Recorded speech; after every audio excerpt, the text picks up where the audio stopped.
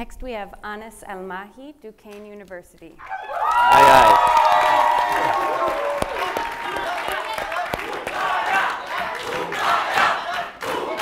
Yeah.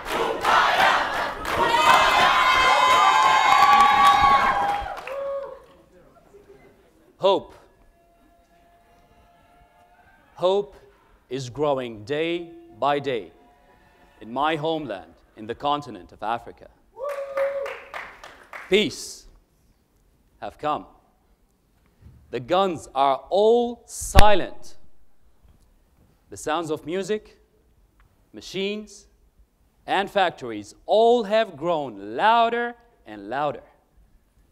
With our petroleum, our rivers, lakes, forests, diamond, gold, our fertile lands, our animal wealth, and our rich human resource, we are now a powerful and effective player worldwide. Our education system is highly developed. Our universities and schools are the best of the best, making it attractive to people from all around the world to join us.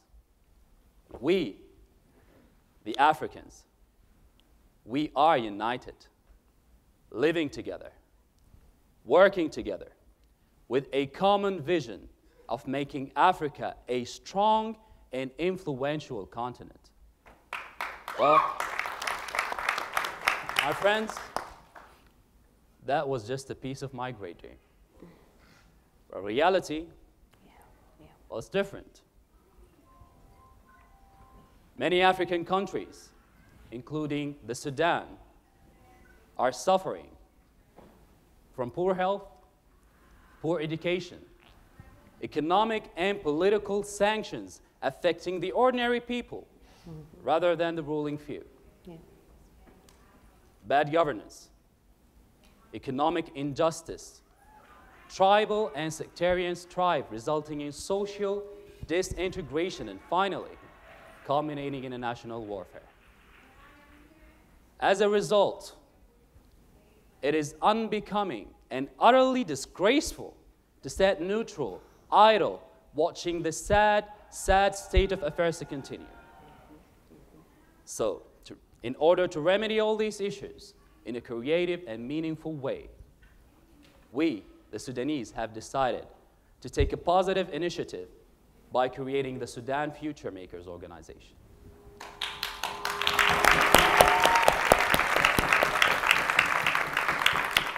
A national network of youth-led sustainable development and business for peace projects in all parts of the country, sharing a common vision of making the Sudan a better place. We bring together young activists, entrepreneurs, NGO and NPO leaders with the aim of unity, capacity building, and creating meaningful networks. Our network now comprises over 60 projects in all 18 states of the Sudan. In the eastern parts, we organize a radio show to promote for girls' education. In the west and Darfur region, a group of young artists are currently leading a social movement towards peace and conflict resolution through our project called Arts for Peace. In the north, we run health education program on HIV and sexually transmitted diseases prevention and control. In the central parts, we opened classes to combat illiteracy, and the list goes on and on. Now the question is, do you really think that a change is possible? Well, let me tell you a story. I want you to take a look at this giant elephant. Can you see the tiny rope on its feet? This was always sufficient to keep it held. No cage, no chains, just this tiny rope. When the elephant trainer was questioned about it, he said, when the elephants are very young and much smaller, they use the exact same rope to keep it contained. So as they grew up, they are conditioned to believe that they cannot break away. Well, like these elephants, many of us Africans, we grew up with tiny ropes attached. ropes of fear, poverty, and ignorance.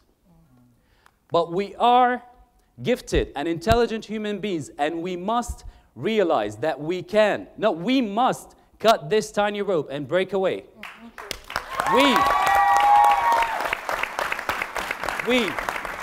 the Sudanese, the Nigerians, the South Africans, the Zimbabweans, the Somalians, all of us Africans, and Togo, we must let no one encage our minds and imprison our dreams. We can do it. Yes. Can we find a united vision? Can we bring together thousands of young leaders, just like the Mandela Fellows, and have them work together for the best of our continent? Yep. Lolly Daskal, a prominent leadership trainer, says, when we can dream together, we can change the world. Well, my friends, we will dream together, and we will change Africa for the better. This is a dream that I have for my homeland, Sudan, and this is a dream that I have for all of Africa. Aw.